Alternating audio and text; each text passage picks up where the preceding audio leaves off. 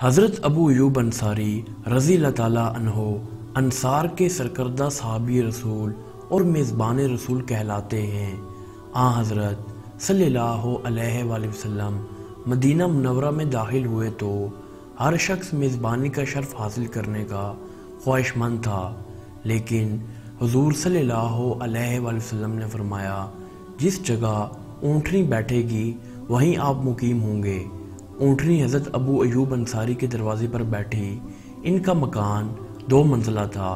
نبی اکرم صلی اللہ علیہ وآلہ وسلم نے نیچے قیام فرمایا اور 7 ماہ تک یہاں رہے۔ حضرت ابو ایوب انصاری رضی اللہ تعالیٰ عنہ ان منتخب بزرگان مدینہ میں ہیں جنہوں نے عقبہ کی گھاٹی میں جا کر پیغمبر اسلام کے ہاتھ پر اسلام کی بیعت کی تھی۔ جب مکہ سے دولت ایمان لے کر پلٹے تو ان کی فیاض طبعی نے گوارا نہ کیا کہ اس نعمت کو صرف اپنی ذات تک محدود رکھیں، چنانچہ اپنے اہل و عیال، عزیز و اقربا اور دوست و احباب کو ایمان کی تلقین کی اور اپنی بیوی کو حلقہ اسلام میں داخل کیا۔ خدا نے اہل مدینہ کے قبول دعوت سے اسلام کو ایک جگہ عطا کر دی اور مسلمان مہاجرین مکہ اور اطراف سے آ کر مدینہ میں پناہ گزین ہوئے۔ اہل مدینہ بڑی بےتابی سے حضرت صلی اللہ علیہ وآلہ وسلم کی آمد کا انتظار کر رہے تھے۔ انصار کا ایک گروہ جس میں ابو ایوب انصاری بھی تھے، روزانہ حرہ تک جو مدینہ سے 3-4 میل ہے، صبح اٹھ کر جاتا تھا اور دوپہر تک حضور صلی اللہ علیہ وآلہ وسلم کا انتظار کر کے نامراد واپس آتا تھا۔ ایک یہودی نے دور سے حضرت صلی اللہ علیہ وآلہ وسلم کو قرینہ سے پہچان کر انصار کو تشریف آوری کا پیغام سنایا۔ انصار جن میں بنو نجار سب سے پیش تھے، ہتھیار سجا کر خیر مقدم کے لیے آگے بڑھے۔ مدینہ سے متصل قبا نامی ایک آبادی تھی۔ حضرت صلی اللہ علیہ وآلہ وسلم کچھ دنوں قبا میں رونق افروز رہے۔ اس کے بعد مدینہ کا عزم فرمایا۔ اللہ اکبر! مدینہ کی تاریخ میں یہ عجیب مبارک دن تھا۔ بنو نجار اور تمام انصار ہتھیاروں سے آراستہ 2 رویہ صف بستہ تھے۔ پردہ نشین خواتین گھر سے باہر نکل آئی تھی۔ مدینہ کے حبشی غلام مسرت میں اپنے فوجی کرتب دکھا رہے تھے اور خاندان نجار کی لڑکیاں دف بجا کر طلوع البدر علینا کا ترانہ خیر مقدم گا رہی تھی۔ حضرت صلی اللہ علیہ وآلہ وسلم کا شہر میں داخلہ ہوا کہ وداع کی گٹائیاں مسرت کے ترانوں سے گونج اٹھی اور مدینہ کے در و دیوار نے اپنی آنکھوں سے وہ منظر دیکھا جو اس نے کبھی نہ دیکھا تھا۔ اب ہر شخص منتظر تھا کہ دیکھیے 2 عالم صلی اللہ علیہ وآلہ وسلم کی مہمانی کا شرف کس کو حاصل ہوتا ہے۔ جدھر سے آپ صلی اللہ علیہ وآلہ وسلم کا گزر ہوتا، لوگ اہلاً و سہلاً مرحبا کہتے ہوئے آگے بڑھتے اور عرض کرتے کہ حضور صلی اللہ علیہ وآلہ وسلم یہ گھر حاضر ہے۔ لیکن کارکنان قضاء و قدر نے اس شرف کے لیے جس گھر کو تاکا تھا وہ حضرت ابو ایوب انصاری کا تھا۔ حضرت صلی اللہ علیہ وآلہ وسلم نے لوگوں سے فرمایا، اونٹنی کو آزاد چھوڑ دو، وہ خدا کی جانب سے خود منزل تلاش کر لے گی۔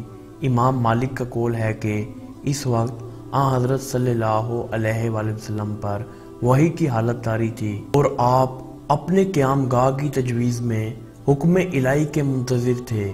آخر ندائے وحی نے تسکین کا سرمایہ بہم پہنچایا اور اونٹنی نے حضرت ابو ایوب انصاری کے گھر کے سامنے سفر کی منزل ختم کی۔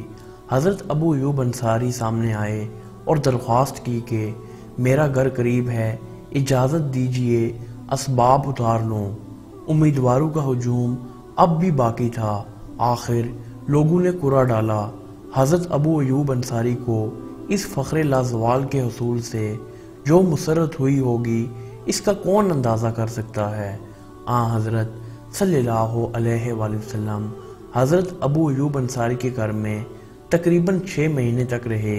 اس عرصہ میں حضرت ابو ایوب انصاری نے نہایت عقیدت مندانہ جوش کے ساتھ آپ کی میزبانی کی، لیکن آپ صلی اللہ علیہ وآلہ وسلم نے اپنی اور زائرین کی آسانی کی خاطر نیچے کا حصہ پسند فرمایا۔ ایک دفعہ اتفاق سے کوٹھے پر پانی کا جو گھڑا تھا وہ ٹوٹ گیا۔ چھت معمولی تھی، ڈر تھا کہ پانی نیچے ٹپکے اور حضرت صلی اللہ علیہ وآلہ وسلم کو تکلیف ہو۔ گھر میں میاں بیوی کے اوڑھنے کے لیے صرف ایک ہی لحاف تھا۔ دونوں نے لحاف پانی پر ڈال دیا کہ پانی جذب ہو کر رہ جائے۔ یہ تکلیف ان میزبانوں کے لیے کوئی بڑی زحمت نہ تھی کہ اسلام کی خاطر اس سے بڑی بڑی اور شدید تکلیفوں کا وہ عزم کر چکے تھے، تاہم یہ خیال کہ وہ اوپر اور خود حامل وہی نیچے ہے جس نے حضرت ابو ایوب انصاری اور ام ایوب کو ایک دفعہ شب بیدار رکھا، اور دونوں میاں بیوی نے اس سو ادب کے خوف سے چھت کے کونوں میں بیٹھ کر رات بسر کی۔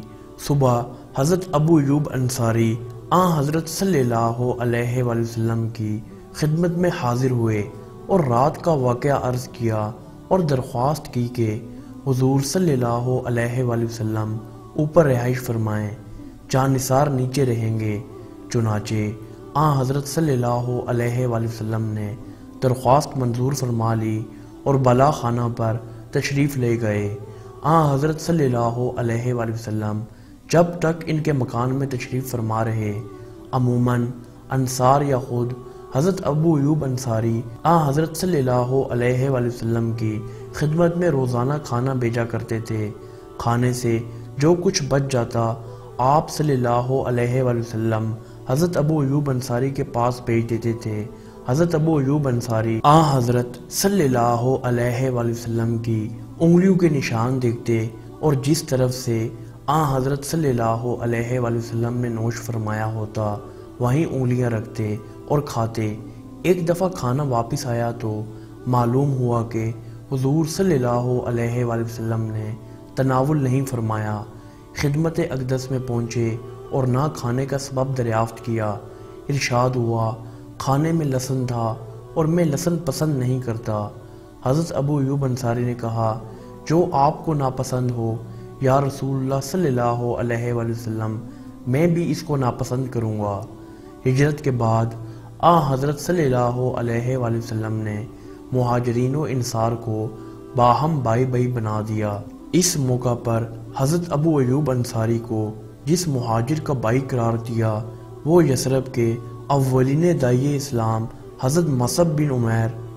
حضرت ابو ایوب انصاری حضرت صلی اللہ علیہ وآلہ وسلم کے ساتھ تمام غزوات میں دیگر اکابر صحابہ کی طرح برابر کے شریک رہے۔